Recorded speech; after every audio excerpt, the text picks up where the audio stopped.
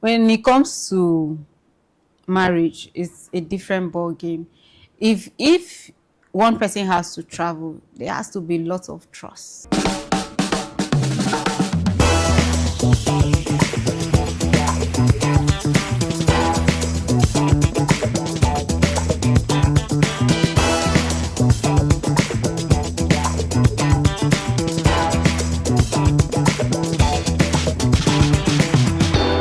Hello, ladies and gentlemen. Welcome to another fire episode of UPTREND, powered by Media. I'm your host, Austyn Ochu. This is the show where we give you the gist and all the glams that's happening on social media. And today we'll be discussing on the very interesting topic of Japa Syndrome and how it affects day-to-day relationships.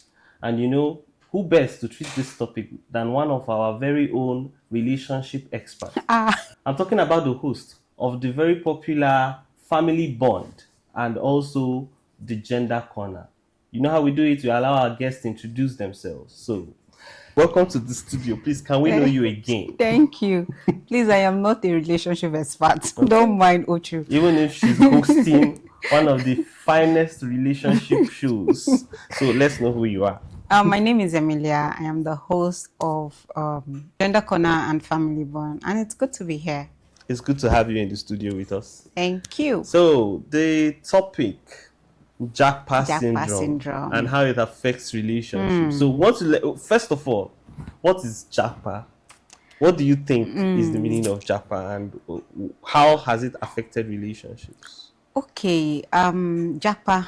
I think I started hearing that word like some few years back. Yes. When people started, like especially young people, started traveling outside Nigeria frequently, like unlike before. So Japa is just like when you relocate from your country to another country. That's my own understanding of Japa. Permanently. When some people there's just no travel, coming back. Yes, there's no coming back. You sell relocate, off properties, yes, and then you just leave and start a new life in another country. Okay, so in recent times, maybe in the past decade, there has been a rise in Japa. I mean, Nigerians are well-traveled people. Yeah. And they are well known for being all over the world. But recently, there has been there's been more severity. Yes, a pandemic of Japa. So, what do you think? What are the factors that have contributed to this? One, unemployment. Okay. Better way of living. You know, it's one thing about being or living in a working environment where everything is working. If you're working in a company, you're seeing the work you put in. You see the efforts, like you're being paid for the hours you put in. But so when you see a place where you're being valued and the system is working, so I would say one, unemployment. Yes. Okay. And better working system, I think. Okay, so better working system. Do you think that's why we have professors cleaning up their properties, selling off, and then they go and start becoming cleaners abroad? Well, professors in Nigeria, I don't think they get paid enough. You know, when you hear the word professor, you're thinking about someone that is doing well, someone that has money. Yes. But in Nigeria, bearing the name, the title professor, you could see the person begging for food. You get, and going there, what professors earn here in Nigeria or less, or it's what cleaners earn over there. Yes. So, if it's paying, why not? And if you have the opportunity, even me, if I have the opportunity, I don't mind becoming a cleaner. As far as I'm getting paid. I don't mind, to be honest. And to put that in context, that's if people that clean in US earn about $1,000, and that's about 350 to 400,000. That's the amount that professors are being paid here in Nigeria. So you can imagine, and they're not even being valued. They don't value them here. So strike in, strike out. This is another reason. But moves me to the next question. Japa Do you think that it has been good or bad for the economy of Nigeria and for the people of Nigeria? Do you think it has been, because we've had issues of people jackpying through the Mediterranean Sea and then dying there, and then some are stuck in Libya on slave trade, and a lot of bad things that we have heard over the years. So has it been good? Has it been bad? Has this movement been profitable? I think for some people it's been profitable, and then why for others it's been more harm than good. Now, traveling in those that means it's been happening even before now. So it's just that maybe because media, so people, there's more awareness, right, to it. So like I always say, if you're not it's before you travel, before you japa, have a proper plan. And don't think because people there feel maybe the way they pay them, the price is they pay them well, doesn't mean when you get there it will be easy. It's not easy, because you have to, here you can easily say I'm sick and your employer will like, okay. Over there it's not like that, right? And if it has done more good or I think it's both ways. It has done good. So it depends. It depends on the planning. Yeah. It all depends on the planning. If you have a proper plan before you travel, you know the process. Yes, you know what to expect. You know that, okay, you have some funds that will help you manage your life till when you're properly settled. But for some people, they just sell their property and they use everything for the preparation of the traveling, flight and visa and all that, without having a tangible amount to sustain them till when they finally settle down. So you now see them in is it homeless shelters? They don't. Or some of them, they are even they are on the street. So in such cases, you need to plan. And then there's those people that they will promise you when you come, they will house you. It's not like Nigeria. Nigeria, you can, a neighbor can choose to house you till when you find your footing. But abroad, is not like that. If you're coming in, I've never been there, but from everything I've heard and from family members over there, you can't just go to someone's house without informing them and without them giving you a proper invitation to come to their house. You don't just go to your, and if your sort is finished, you can easily meet your neighbor in Nigeria and say, oh, I need a beg. But in abroad, it's not like that, right? Every services you give, you must pay for it. Which brings me to the next question. The culture shock. What exactly are the culture shocks that maybe people that have reached out to you, what are the culture shocks they've experienced having moved abroad? Like things that are normal in Nigeria, but there is quite abnormal. Like helping people. Abroad, it's not easy for someone to just render help to you like that, right? If you can be stranded, it will be hard for someone to, oh, come and stay in my house. And then secondly, maybe you need help. You need someone to take care of your child. Yes. Abroad is not like that. You have to pay. Even your close friend will tell you to pay for the hours they will babysit. So these are things that when they get abroad, it's not normal. But over here, it's normal. You can, if you know, as a guy now, if you know get food, if you call your fellow guy, I need, my neighbor chop since morning, they come your house. And they'll be, but abroad you can't, who you won't call. So these are things that when they get over there, and then for relationship people too, when they get over there, it's a different ball game entirely. They see, especially for the men, I think they find it difficult to adjust because they are used to their women doing things for them, like the house chores and all that. But abroad is not like that. It has to be 50-50. If you're both working, you have to also contribute to cleaning the house, washing the dishes, or making dinner. Okay. These are things that is shocking to people when they travel abroad. Okay, funny that you mentioned relationships. We've had an upward trend of a lot of relationships breaking up when they get abroad. And then we now have people in the news talking about how somebody was arrested. Okay. Because after he brought his wife abroad. And then we're talking about women who have used the police to come and carry, or putting their husbands out of their houses. So what's up with that? What do you think has caused this? Well, I don't know. I don't know what is causing it. But like I said before, men the men, they are not, they can't adjust to that life. Like I said, they are used to being the, yes, I'm the Soul and provider, finisher. yes, Alpha and Omega. the alpha and the omega, the general of the household. Yes. But outside there, it's not the same. If the woman is bringing in something, sometimes they even share it 50-50.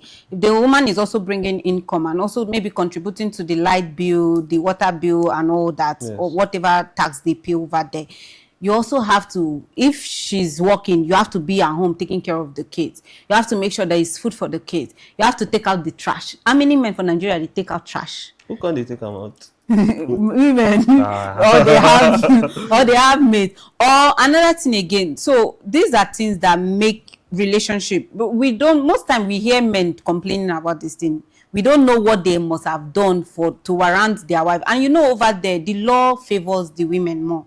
Yeah. Right? And some women, if the man don't show them shege for Nigeria, if they get outside, they don't want to pay back, you know, and they'll take advantage of the fact that the law supports the women more. Yes. And then they do whatever. They do and undo. They do the things we've heard news about some women who because of one issue or the other, they call the cops on their husbands. And then, well, as much as that's understood, especially a lot of men that beat their wives, you know, they don't take lightly to that's why I said domestic violence. The law over there supports women. Nigeria, yeah, if you go and report to a police person that your husband is beating, they'll say it's family problem.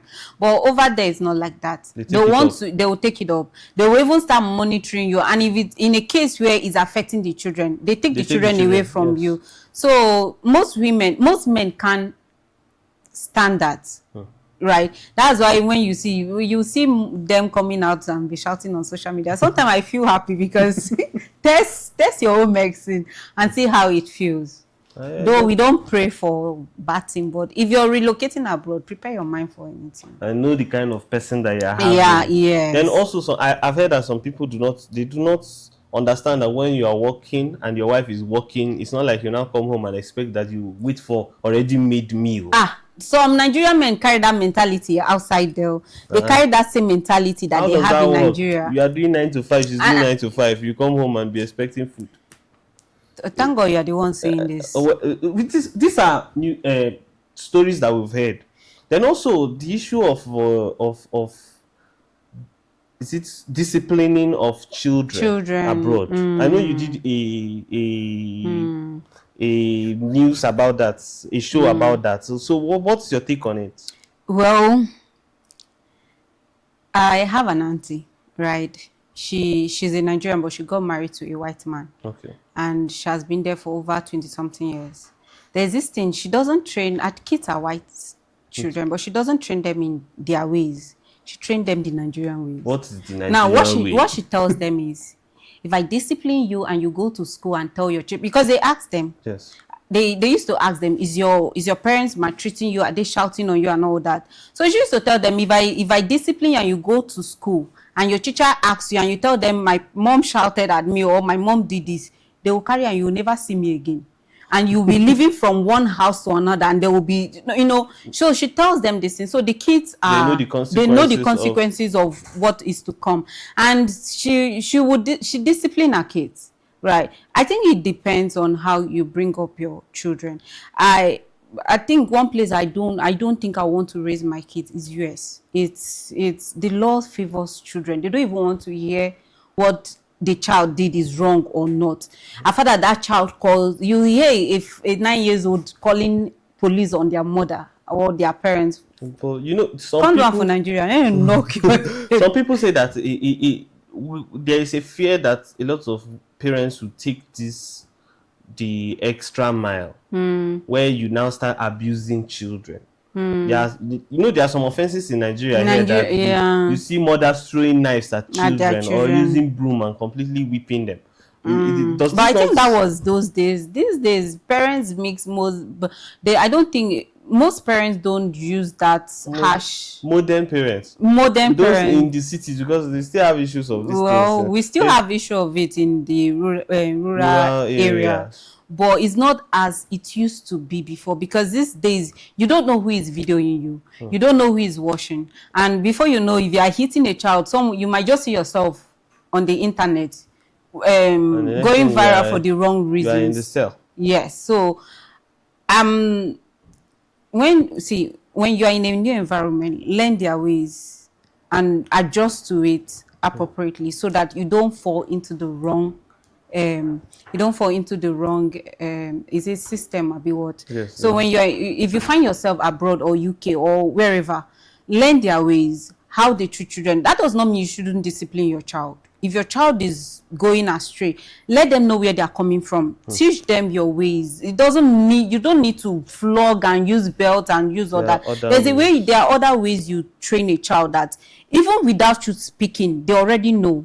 Right, so I don't believe in you must flog, but that does not mean I don't flog my daughter. I don't believe like you must flog a child. And children can be stubborn. There's right?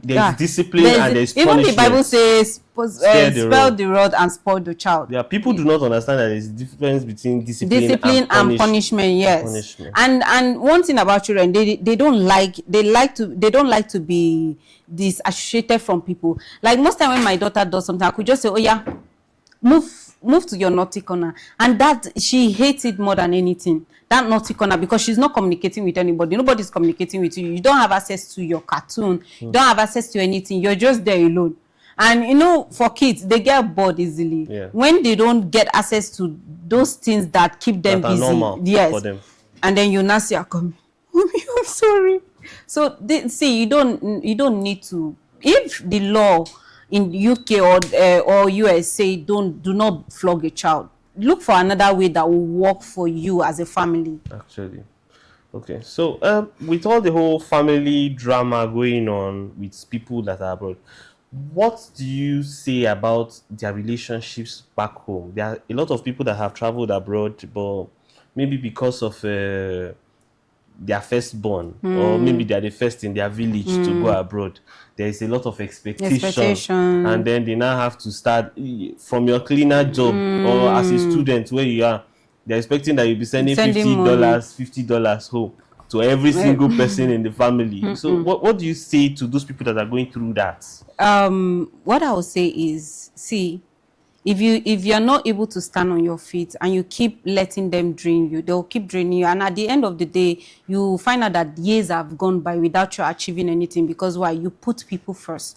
Now, it's not bad when you send things home if you're capable. If what they are paying you, it's okay. But if you're relocating and in the next 1 month they're expecting you to start sending things home, I don't think they have your Even best. in the next 2 years. I don't think they have your best interest at heart, right? If you're relocating, maybe your immediate family, you can sit them down and let them know that, it's prays hustle. for, it's hustle. Nobody prays that you go and don't get a job in the next. There are people that go 5 years if they never get one better job. They are still hustling to get a good job. And that's why you see them taking courses that will help them to land better jobs. Yes. Now you have to let your people know. Yes, they will feel bad. But when the money start coming and you're settled, whereby you don't have to borrow, because I know of someone that keep borrowing because his family, you're saying, this one today, Ada is sick. Next tomorrow, this one is sick, auntie is sick, and you keep sending. And before the month runs out, you're already borrowing from your colleague, your Nigerian colleague that works in the same place with you. You're borrowing from them. And then you don't even have any saving, and you've been in this country for how many years? I don't advise it. Let your people know. They will say you are bad, you are this, you are that. Whatever name they want to call you, let them call you. As far as you're doing this for your own self and for something that at the end of the day they will also benefit from it. Yes. Let them know that things are not as it seems, because even abroad service too far. Say you're in Abuja and your people are in the village. They believe there's a tree where you go to plug money. So imagine when you're now abroad, they believe the government used to stone people money. Yeah, so let them know this thing. Don't feel, oh, I'm abroad. Yes, there are lots of expectation, but don't put so much pressure on yourself because you want to please the people at home. So with a lot of stories going on and things happening with people that are jackpying, do you think it is worth it to actually still embark on that journey? Like I said, it all boils down to planning, right?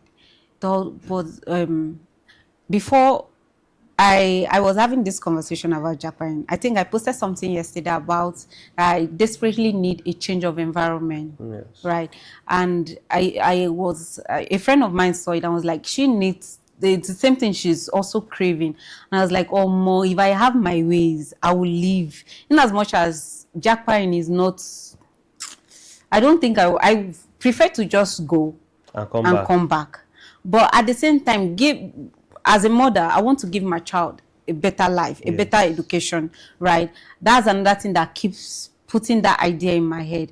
But it's not something you just wake up and want to embark on. It's something you have to seek the face of God. Is this what God wants from you? And that's why a lot of people travel and then end up with nothing, because they just feel like when you go, everything is grass is not always greener at the other side. So seek the face of God, do proper planning, ask the right questions about the said country or place that you're going to. What do I need to do? What degree do I need to get to actually learn a better job? What are the skills that I need to get? Because in most of this country, there are skills that is lacking, and when you get there and you have that skill, it's easy for you to get a job or for you to start using that skill to make small money. Like take for example making of hair. It's people like this and now if you go see someone saying that normal braiding that in Nigeria here you can pay 10,000 naira, people are paying 200k over there to make their hair. So find out these things, ask the right question. Don't be carried away by the excitement of traveling, because when you get there, the people you are depending on, they won't send you. They might accommodate you for the first 1 month. After 1 month, that's if you reach you. If God touch your heart, you reach. After 1 month, they're already giving you attitude. Especially if you're not contributing to their light bill, you're not contributing to internet, you're not contributing to heater, whatever. They're already giving you attitude. So you have to ask the right question. Ask whomever. Don't just take information from the people close to you, because of course they'll want you to they'll fine tune it. They will want to make everything sugarcoat everything. Ask the right question, do research, a lot of research, and then finally seek the face of God. See, God, it can never go wrong when you put God first. So, and then another thing, I was expecting you to talk about friendship. I think Japa has done more than good when it comes to friendship, because it separates you from your friends. Imagine people that you've been friends with for over a decade, and then you guys, one person just travel and then changes number, or some even travel and don't even let you know that they are traveling. And these are people that you talk to every day, you guys communicate. It has happened to me, and hey, God, it's not funny. It wasn't funny. Breakup. It's a very painful and then one. there are those that still want to keep up, but because of the time difference, it's not always easy. Is it that you have to be awake just to keep in touch with them, or they have to be awake? And for the fact that their own working time working schedule is so tight that most times some of them, especially the nurses or doctors, they work 24 hours. It's always hectic. I have a friend that is a nurse, and she was like, she does 2 jobs, and sometimes she'll be like, is it worth it? Is it worth it? Okay, which also brings me to this other point. I was trying to save it for the end, but there are a lot of people that have traveled abroad without their spouses. Then maybe they go to school. How do they sustain that relationship? Because we've heard a lot of things that maybe the wife at home, how would she hold herself, or is it the husband at home? How does that work? Well, especially with factoring in time difference and everything. Well, it takes the grace of God, because body no be firewood. For the women can actually hold on. I don't understand. Wait. The women can stay, but you see, men, don't trust them.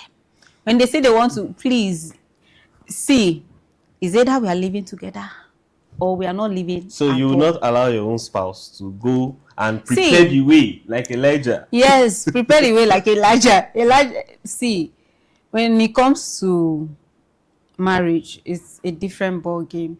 If one person has to travel, there has to be lots of trust, and that's why sometimes I read something. I think it was posted on Facebook, and then they brought it because I'm not on Facebook. They posted it on Instagram where the woman said her husband traveled for how many years and she hasn't seen him. So she's just using the son is, I think, over 10 years. The son is she's just using the son to console herself. So she's officially single. He's not communicating with her. And this is just one of many cases where a man will travel and then just forget his and maybe be sending money home, and that's all. Sometimes they might not even be sending money. You might not even be hearing from them. We don't even know whether they are in jail or anything. Nobody is hearing. It could be. But if you're in that category where one person has to go before the rest join, please have a proper planning and have a proper communication with your partner. Is this worth it? Can our marriage sustain? Can it be sustainable during this period where you'll be away?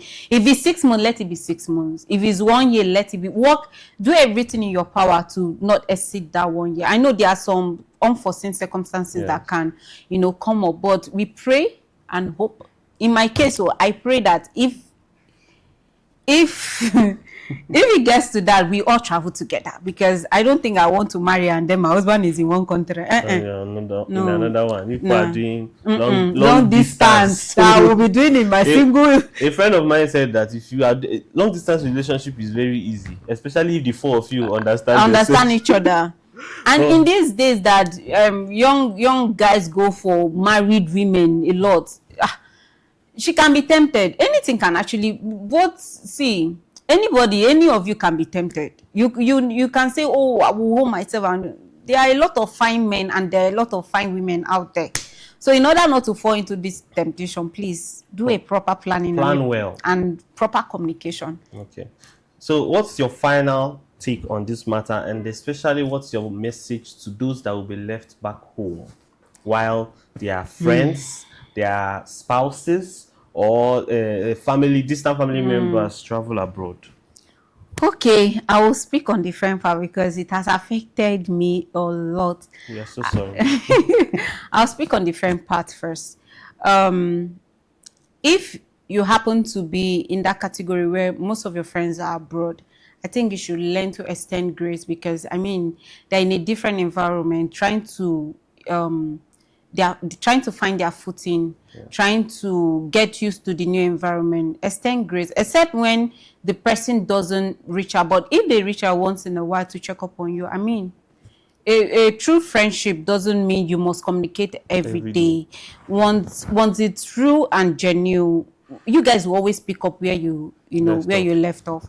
So extend grace. But if the person they show you say, oh, I died abroad now, I don't need to, please, energy for energy, or her for her, give it to them.